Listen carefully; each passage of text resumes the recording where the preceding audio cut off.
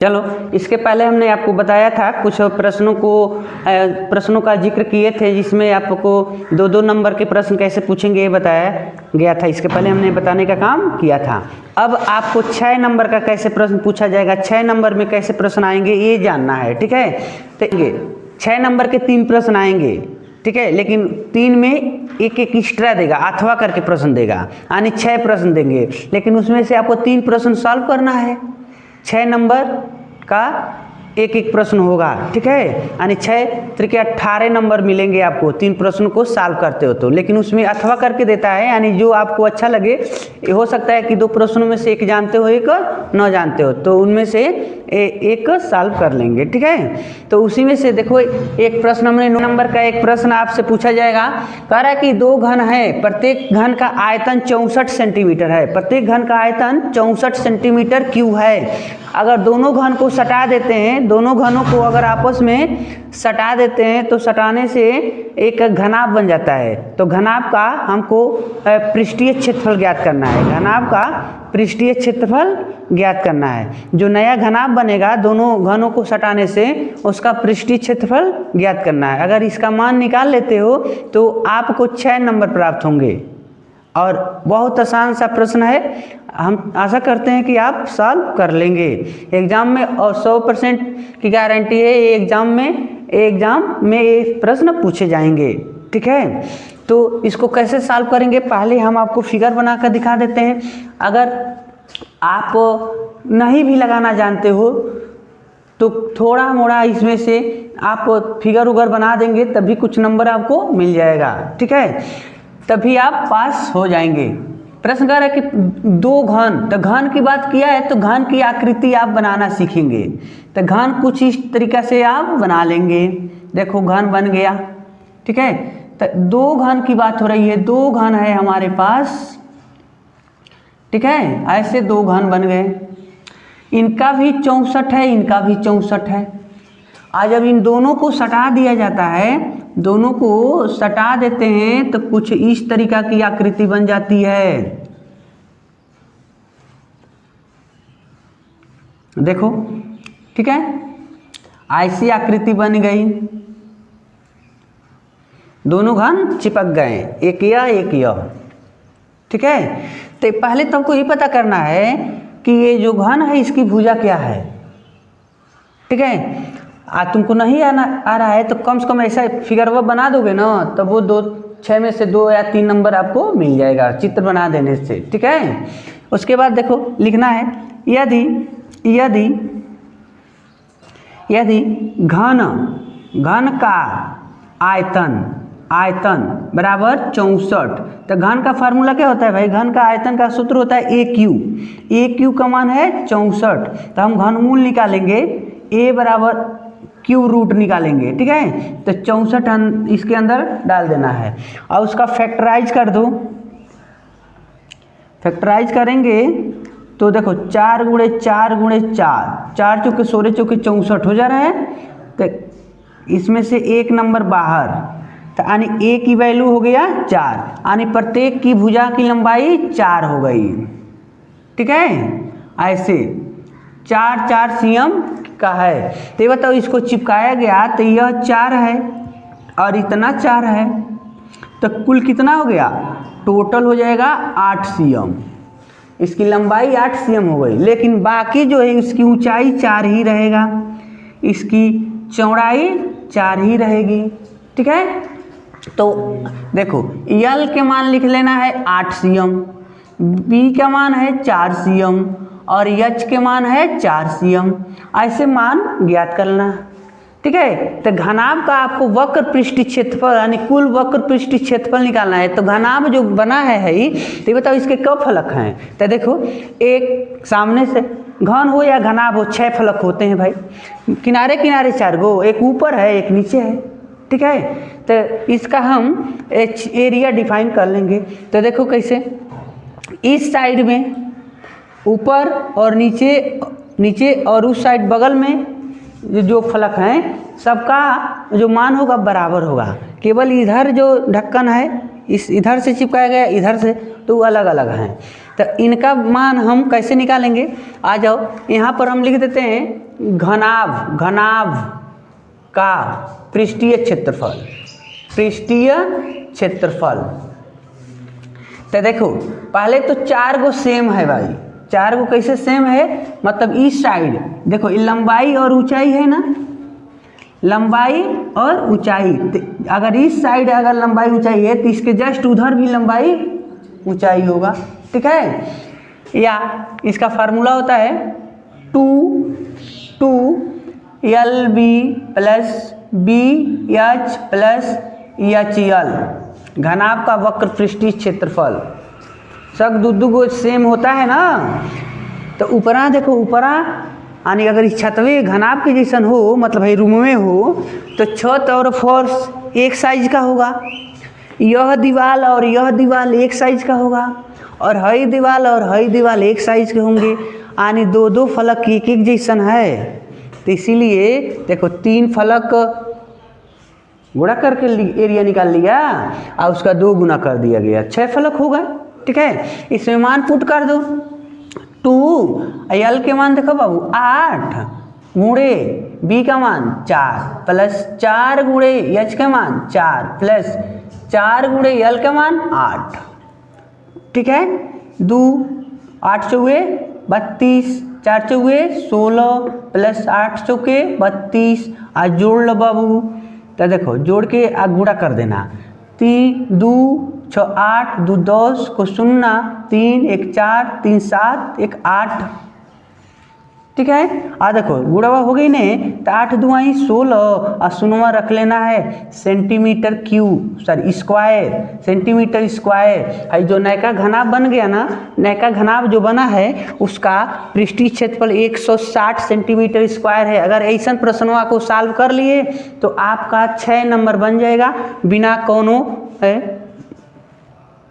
का कहूँ, अरे कौन मेहनत करवे नहीं किए उतने। जैसे 2 नंबर पा रहे थे, 2 नंबर का जो प्रश्न इतना लॉन्ग सॉल्व किया जा रहा था, तो उसे आसान इहो प्रश्न है 6 नंबर मिल गया, ठीक है। तो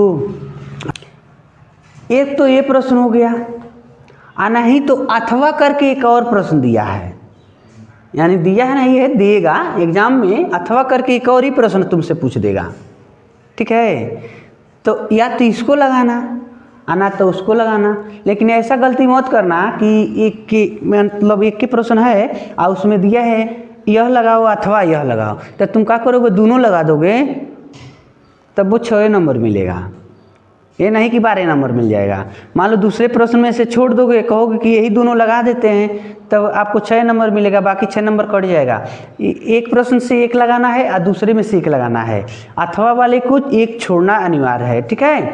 तो इसमें प्रश्न मान लो ये जो प्रश्न हमने सॉल्व किया, इसी में एक और कह सकता है कि एक गोला जिसका व्यास 12 cm है, एक गोला है जौने की व्यासवा कितना है 12 cm है, कह रहा है कि एक लंबवृत्तीय बेलनाकार बर्तन में डुबोया जाता है। इस प्रकार अपने किताबों में देख लेना, एग्जाम्पल है अथवा करके कौन जौन प्रश्न में पूछ रहा है, तो अथवा मान लो दिया रहेगा अथवा, अभी जो लगाए थे उसको लगाओ, आना तो इसको लगाओ, कौनो एगो को लगाओ।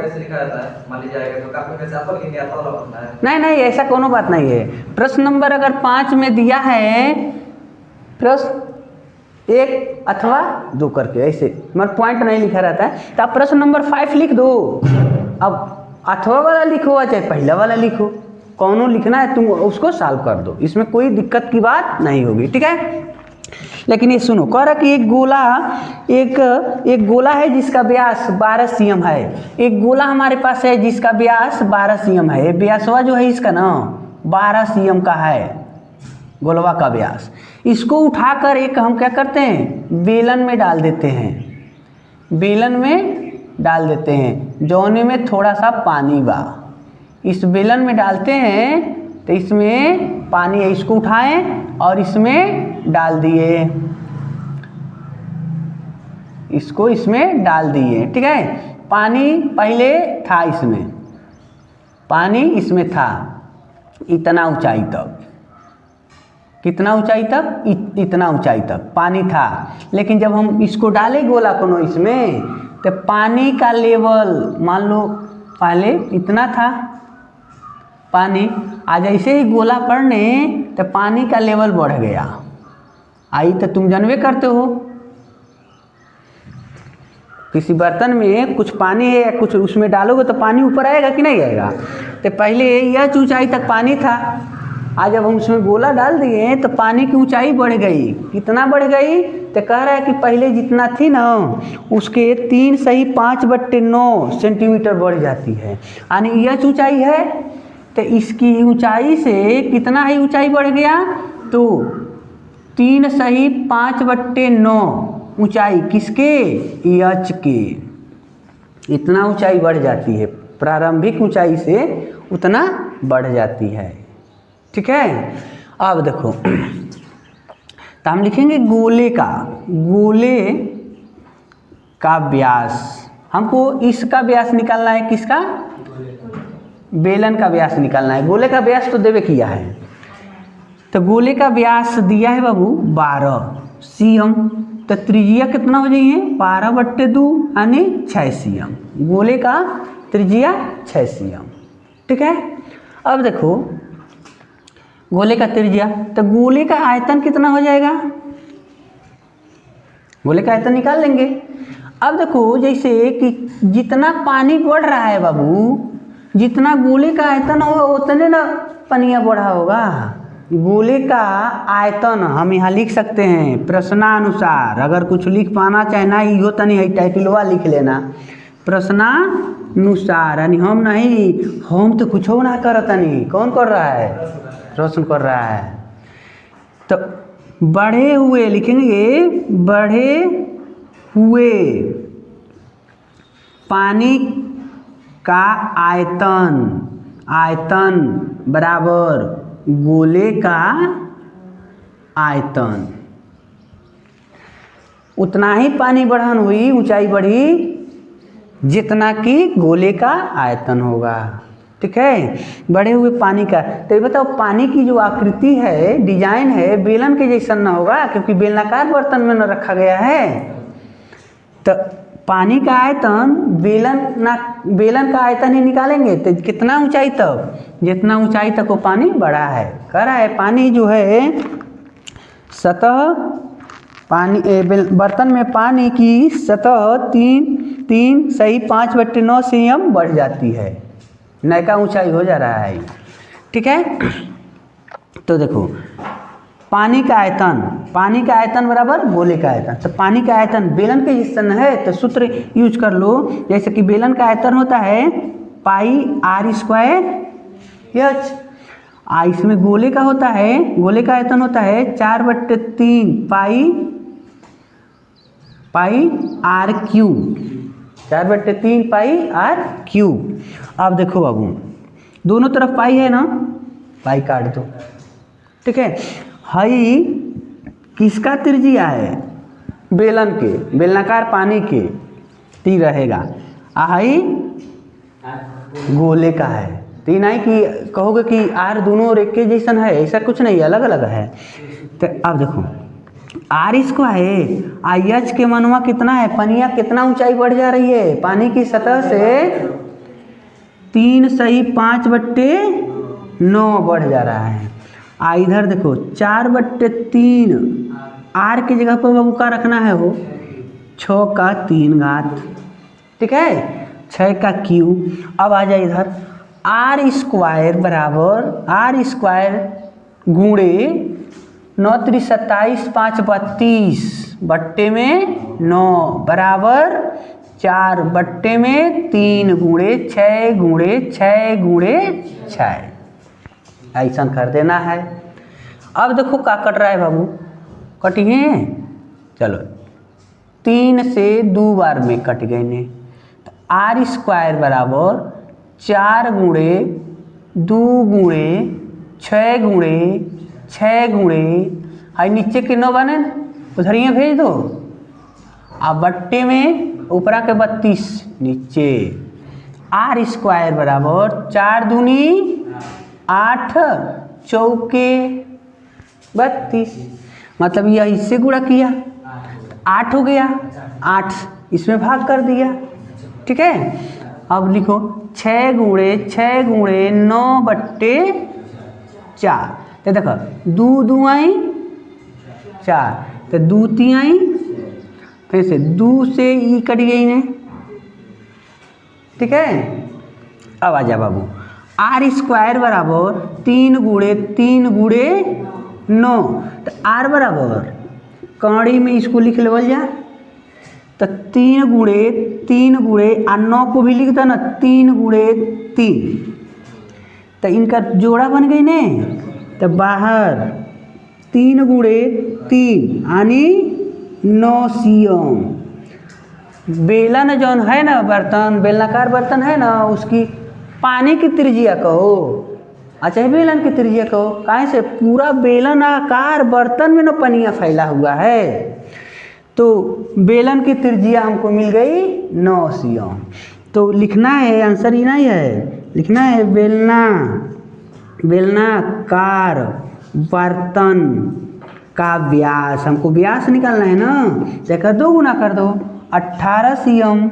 बेलनाकार बर्तन का व्यास 18 सीएम। अगर इतना काम कर देते हो तो 6 नंबर मिलेगा, मतलब ये दोनों नहीं लिखना है, इसके पहले हमने जो बताया वह लिखो, चाहे यह लिखो, 6 नंबर आपका बनते हैं, ठीक है। इस तरीक़ा से प्रश्न को सॉल्व करना है, आपका 70 में 70 नंबर मिल जाएगा। वीडियो अच्छा लगे तो लाइक करो, चैनल को सब्सक्राइब जरूर कर लेना। 6 नंबर के लिए ये भी पूछेगा, ठीक है, 3 प्रश्न पूछेंगे 6 नंबर के।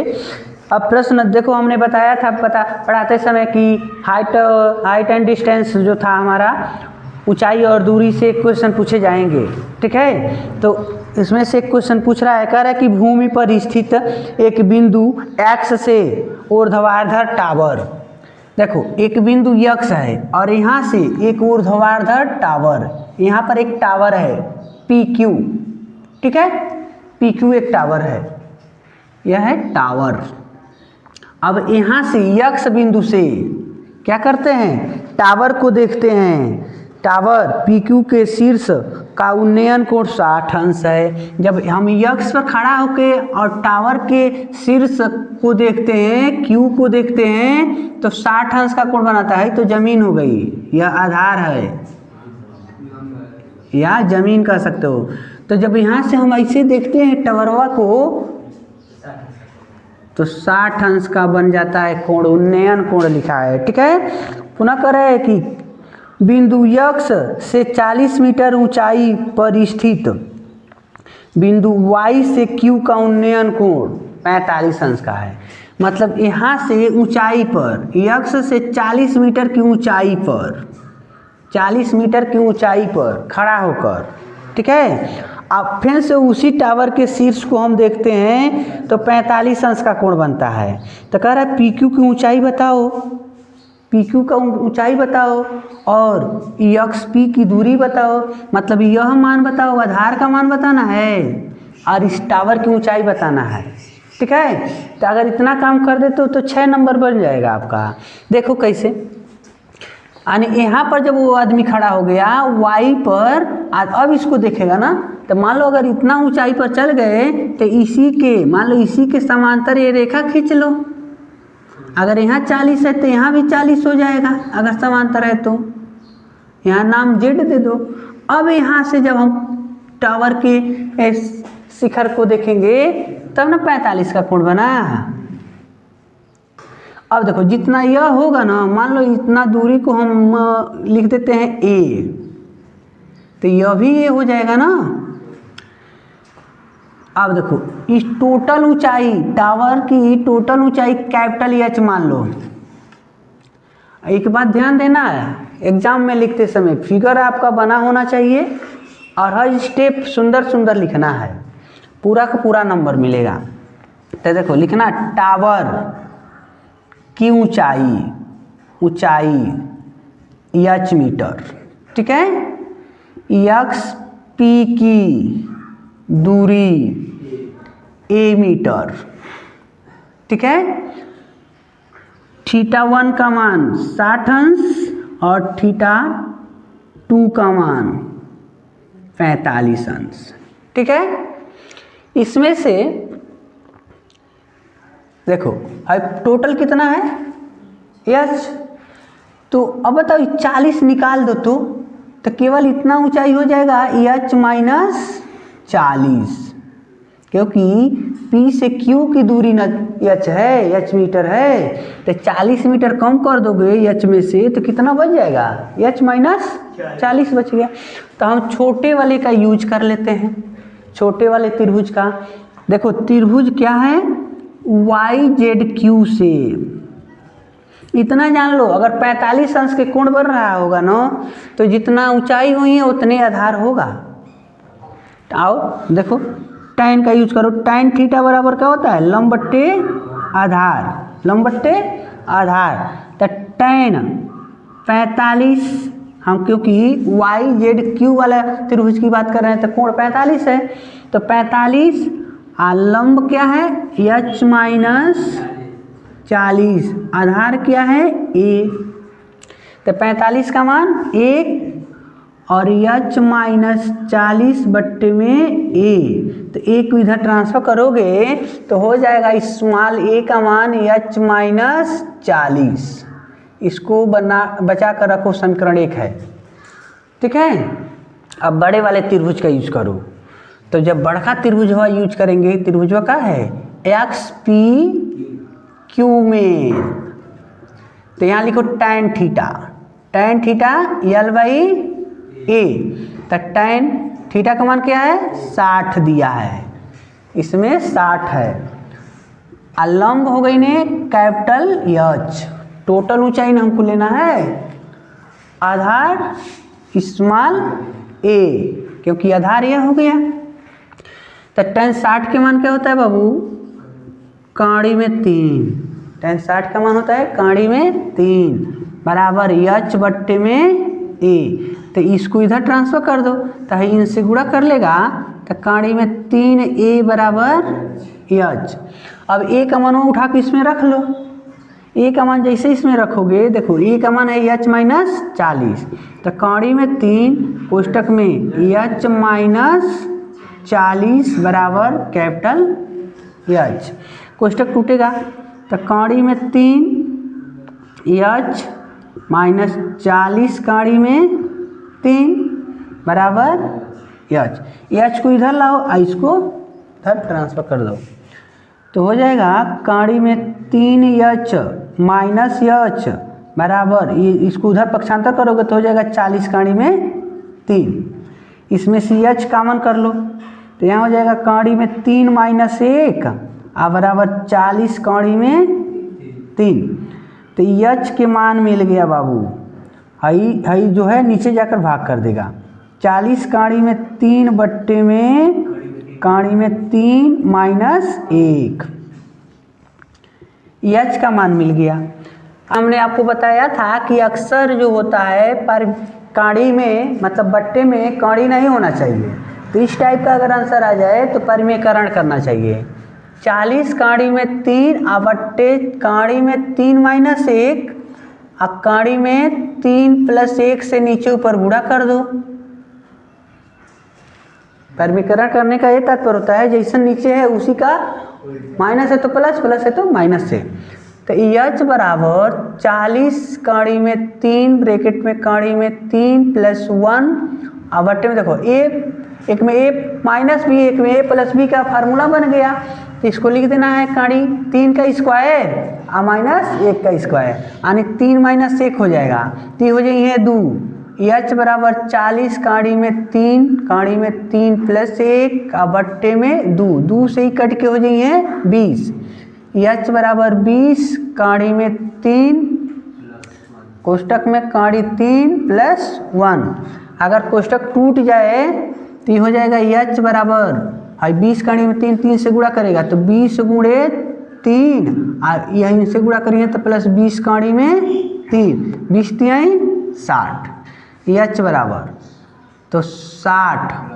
प्लस 20 काड़ी में 3, अगर 20 को कॉमन कर लेते हो तो ब्रैकेट में हो जाएगा काड़ी में 3 प्लस 3, वैसे कोई बात नहीं, ऐसे ही रहने देंगे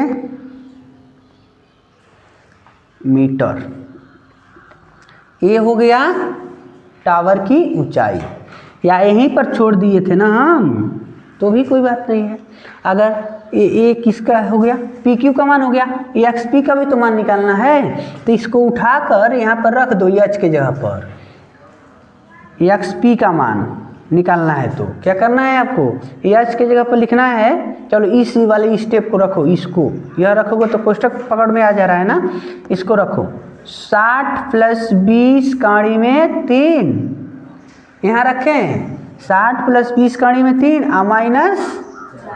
-40, तो एक्स पी का मान मिल गया, 40 को इसमें घटा दो तो बच गया 20 प्लस 20 काड़ी में 3, तो एक्स पी का मान मिल गया, 20 कॉमन कर लें तो 1 + काड़ी में 3 मीटर।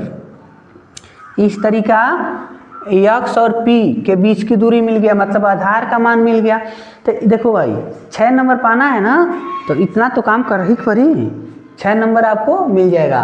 पुनः एक बार हम आपको बता देते हैं फिगर आपको कैसे बनाना है। फिगर तो बनाना अनिवार्य है।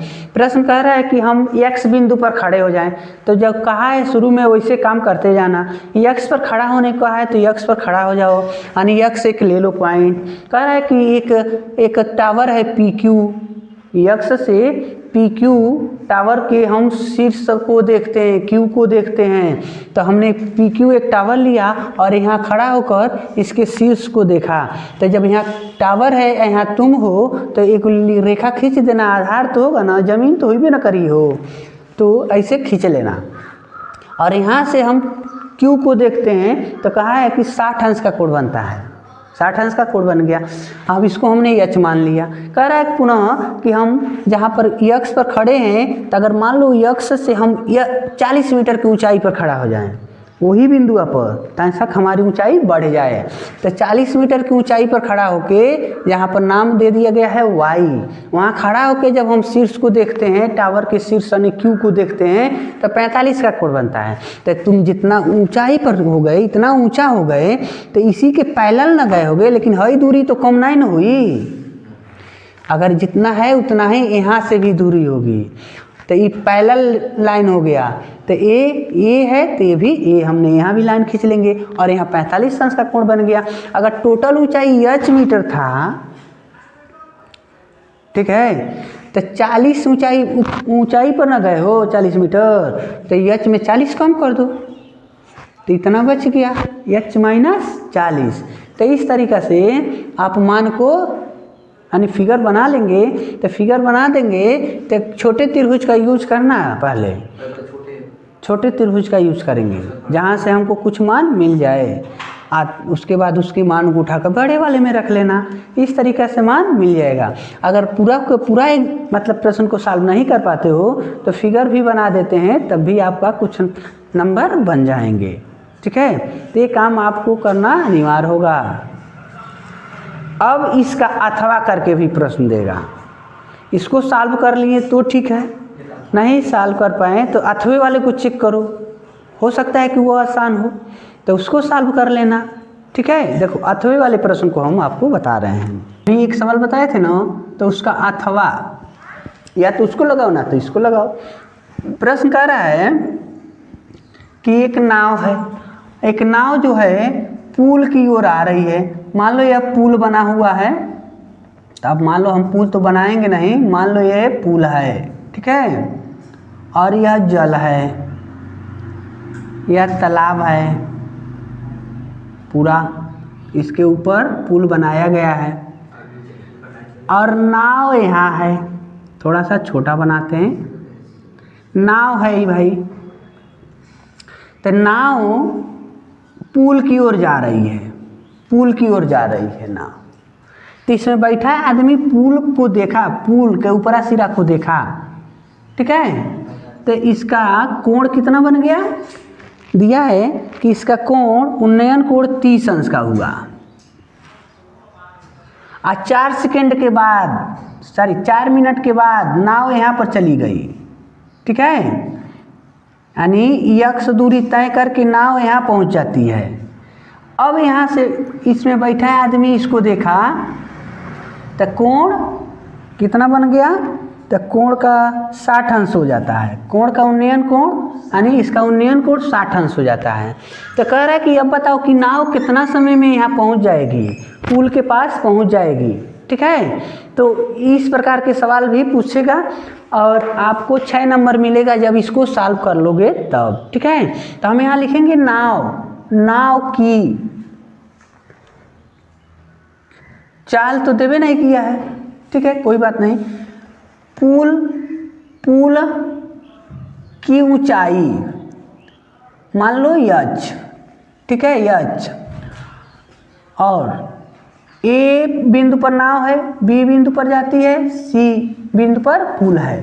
ठीक है, तो जब उन्नयन कोण 30 था और उन्नयन कोण 30 था, 4 मिनट के बाद उन्नयन कोण 60 हो जाता है। ठीक है, तो बताओ इसकी सहायता से देखें कि यह कितना दूरी है। पहले यह दूरी निकाल लेते हैं y। ठीक है, तो या किसी का भी यूज कर सकते हो। 2 गो त्रिभुज बना है ना, उनमें से कौनों का यूज कर लो। तो अगर हम त्रिभुज की बात करते हैं, बड़ा ही बात करते हैं, ए सी डी से दिख रहा है, ए सी डी त्रिभुज दिख रहा है ना। तो tan theta equal to L by A. तो tan थीटा का मान क्या है बाबू 30, बड़का त्रिभुज लिए हैं 30। L का मतलब है h लंब। आधार, तो आधार है टोटल हो गया, x और y दोनों को जोड़ लेना है। ठीक है, तो x प्लस वाई।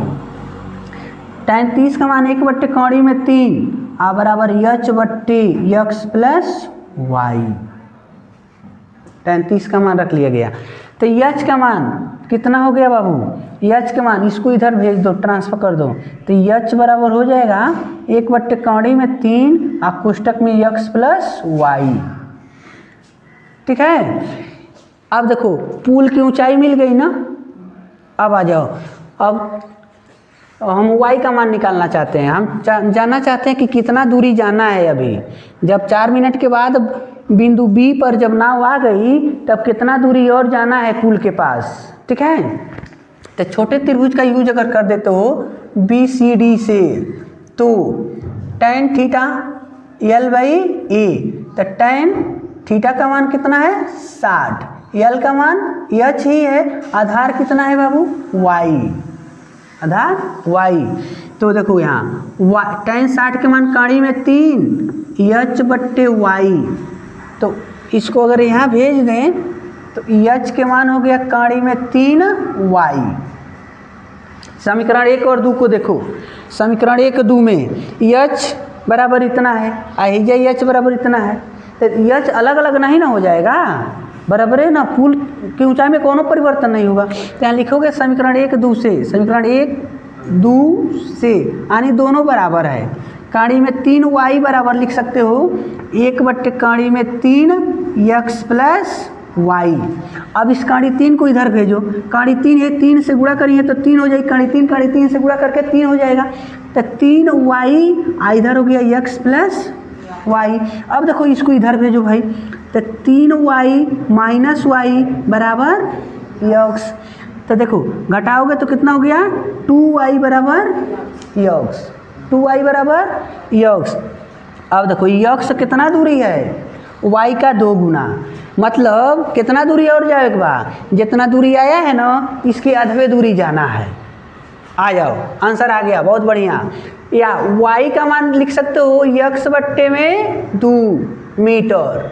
कितना दूरी और जाएगा, जितना दूरी पहले नाव जहाँ थी और वहाँ से चल के x मीटर चल के 4 मिनट में x मीटर चल के ना B पर आई, तो इतना दूरी तय कैले में 4 मिनट का समय लगा। अब पूछ रहा है कि अब यहाँ से यहाँ गईले में कितना समय लगी, तो इतना दूरी अइले में 4 मिनट लगा, तो इसका आधवे समय न लगेगा हो। x बट्टे 2 ये मीटर न y का मान है, तब आधा समय लगेगा।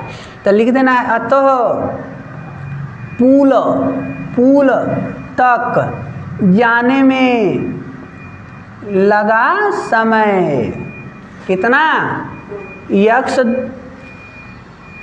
दूरी जाने में 4 मिनट, तो y दूरी जाने में 2 मिनट। आधा समय लगेगा ना, इसका आधवे समय ना लगेगा, तो लिख देना है 2 मिनट का समय लगेगा। समय